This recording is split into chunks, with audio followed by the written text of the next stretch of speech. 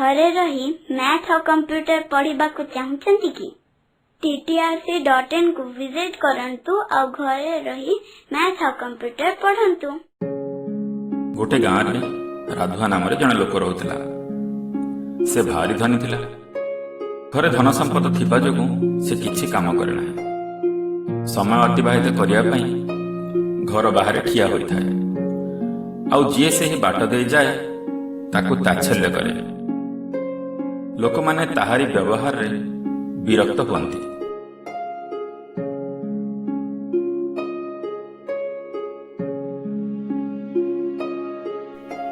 किंतु राधुआ उपरे एही सबुर किछि प्रभाव पड़े नाही।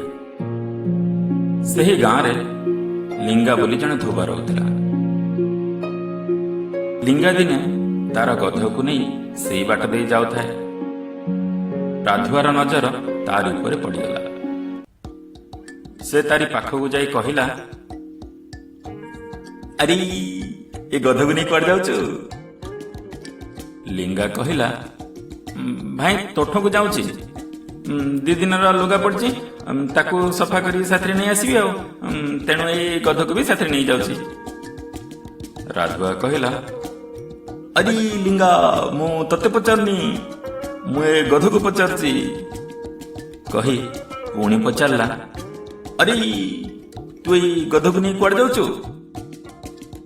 लिंगार एबे आउ बुझिबाकू डेर रहिलानी कि राधुआ तार अट्टहास्य करुछि आउ अपमान भी करुछि। लिंगा विरक्ति रे कहिला, अरे तू कौन गध जे तते गधर कथा बुझा पड़ जाउछि। राधुआ कहिला,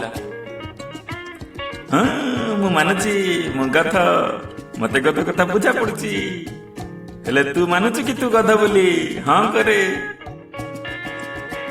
लिंगा विरक्त होई भाबिला, याकू तो किछि काम नाही, हेले मोर सेठी बहुत काम पड़िछि। या साथरे किए लागितो? एहा भाबी सेठू चलीगला। ता परदिन किंतु जाई से पंचायत रे अभियोग कला। पंच माने राधुआ को डाकी तार एही परि व्यवहार पई ताकू बहुत बुझाइबाकू चेष्टा कले। किंतु राधुआ उपरे तेही सबुर किछि प्रभाव नथिला। सरपंच ताकू बुझाइबाकू एया भी कहिले, अरे तोर गोटे पुओ अछि, से हा सबू देखि कौन शिखिबो, टिके सुधुरी जा। किंतु राधुआर कानकू से सबू किछि शुभु नथिला। से कहिला, मु मोर मूल्यवान समय एठी खर्च करबा को चाहुनी, मु जाउची, मते बहुत काम अछि। कही सेठू चली गला। पुणी पूर्व परी घर बाहर ठिया होई जी से ही बाट दे जाए सेमानकू उपहास करे।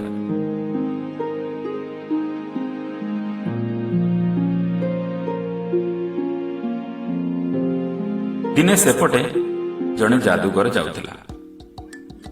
आउ से रास्ता रे गोटे कुकुर ठिया होइथिला। राधुआ कहिला, अरे कुकुर तोर निशा थिले बढ़िया दिसंता। जादूगर को यह शुणी भारी कष्ट लगिला। किंतु से आगरू राधुआ विषय रे सबु कथा शुणिथिला आउ जानिथिला। तेणु से शांत भावरे राधुआ को कहिला, भाई मते किछि कहिल कि? राधुआ कहिला, नहीं मु तुमको नहीं, ए कुकुर को कहली। तार जदि मोटा मोटा निशा थांता ताले केते बढ़िया दिसंता। जादूगर कहिला, भाई तुमे कौन कुकुरर भाषा बुझिपार? राधुआ समस्त को जेमिति जवाब दिए सेमिति बेपारुआ ढंगरे कहिला, हाँ मु गोटे कुकुर, हेले तमे कौन मानिबो कि तमे गोटे कुकुर? जादूगर कहिला, तमको निशुआ कुकुर भल लगे? राधुआ कहिला, हाँ भल लगे, गोटे आनिदब कि? जादूगर कहिला, आनिबा कौन दरकार, मु तमको निशुआ कुकुर बनई दूची। एहा कही जादूगर किछि मंत्र फुंकिला।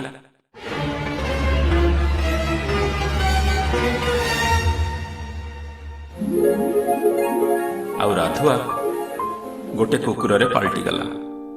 ତାର ମୋଟା ମୋଟା ନିଶ ଥିଲା। ରାଧୁଆକୁ ଭାରି ଲାଜ ଲାଗୁଥିଲା। ସେ ଘରକୁ ଧାଇଁ ପଳାଇଗଲା। ଘରେ ତାର ପୁଅ ଯେମିତି ଦେଖିଲା ଗୋଟେ କୁକୁର ଘର ଭିତରକୁ ଚାଲି ଆସୁଛି, ସେ ତାକୁ ତଡ଼ି ବାହାର କରିଦେଲା। ତାପରେ ହଠାତ୍ ତାର ପୁଅର ମନେ ପଡ଼ିଗଲା କି ସେ କୁକୁରର ମୋଟା ମୋଟା ନିଶ ଥିଲା। ସେ ଏପରି ମୋଟା ନିଶ ଥିବା କୁକୁର କେବେ ଦେଖିନଥିଲା। ତାକୁ ଭାରି ଖୁସି ଲାଗିଲା। ସେ ଧାଇଁ ଧାଇଁ ବାହାରକୁ ଚାଲି ଆସିଲା ସେହି କୁକୁରକୁ ଦେଖିବା ପାଇଁ। ଦେଖିଲା କୁକୁର ବାହାରେ ହିଁ ଠିଆ ହୋଇଛି। ସେ ତାକୁ ଦେଖି ଖୁସି ହୋଇ ହସିବାକୁ ଲାଗିଲା। ଆଉ ତାର ସାଙ୍ଗସାଥୀମାନଙ୍କୁ ଡାକି ସେଠି ଏକାଠି କରିଦେଲା। କହିଲା, ଆସ ଦେଖିବ ଗୋଟେ ମୋଟା ନିଶ ଥିବା କୁକୁର। ସାଙ୍ଗମାନେ ସମସ୍ତେ ଏକାଠି ହୋଇଗଲେ ଆଉ ତାକୁ ଦେଖିବାକୁ ଲାଗିଲେ। ସେହି ସାଙ୍ଗମାନଙ୍କ ଭିତରୁ କିଛି ଦୁଷ୍ଟ ପିଲା ବି ଥିଲେ। ସେମାନେ କୁକୁର ଉପରକୁ ଟେକା ପଥର ଫିଙ୍ଗିବାକୁ ଲାଗିଲେ। ରାଧୁଆର ମନ ଭାରି କଷ୍ଟ ହେଲା। ତାର ବହୁତ ଅପମାନ ହେଉଥିଲା। ଟେକା ପଥର ଦେହରେ ବାଜି ତାକୁ ଭାରି କଷ୍ଟ ବି ହେଉଥାଏ। ସେ ଭୁକି ଭୁକି ପିଲାମାନଙ୍କୁ ସବୁ କଥା ବୁଝାଇବାକୁ ଚେଷ୍ଟା କରୁଥିଲା। କିନ୍ତୁ ତାର ଭୁକି କହିବା ଭାଷା କେହି ବି ପିଲା ବୁଝିପାରୁନଥିଲେ। ତାର ସବୁ ପୁରୁଣା କଥା ମନେ ପଡ଼ିଗଲା। ସେ କେମିତି ଲୋକଙ୍କୁ କହୁଥିଲା, ହଁ ମୁଁ ଗୋଟେ କୁକୁର, ହଁ ମୁଁ ଗୋଟେ ଗଧ, ମୁଁ ସବୁ ବୁଝିପାରୁଛି।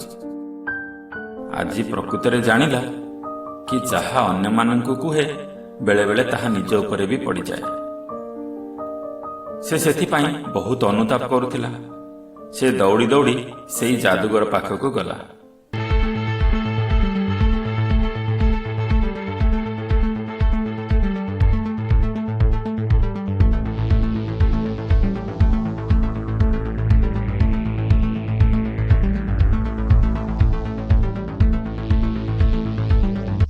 ତାକୁ ଭୁକି ଭୁକି ସବୁ କହିବାକୁ ଚେଷ୍ଟା କଲା। ବହୁତ ନେହୁରା ହେଲା, କିନ୍ତୁ ଯାଦୁଗର କିଛି ଶୁଣିଲା ନାହିଁ। ସେ କହିଲା, ତୁମ ପରି ଲୋକଙ୍କୁ ଏମିତି ଶାସ୍ତ୍ରୀ ହେବା ଦରକାର। ରାଧୁଆର ପୁଅ କୁକୁର ପଛରେ ଏଠାକୁ ଆସିଯାଇଥିଲା। ରାଧୁଆ ଆଉ ଯାଦୁଗରର ସବୁ କଥା ସେ ଶୁଣୁଥିଲା। ସେ ଯେତେବେଳେ ଜାଣିପାରିଲା ତାର ବାପାଙ୍କୁ ଯାଦୁଗର ଏଇ ନିଶୁଆ କୁକୁର କରିଦେଇଛି,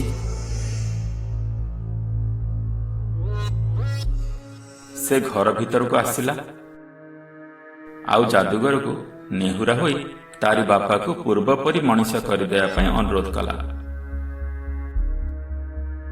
ଯାଦୁଗର ରାଧୁଆର ପୁଅର କଥାକୁ କାଟି ପାରିଲା ନାହିଁ ଆଉ ରାଧୁଆକୁ ମଣିଷ କରିଦେଲା।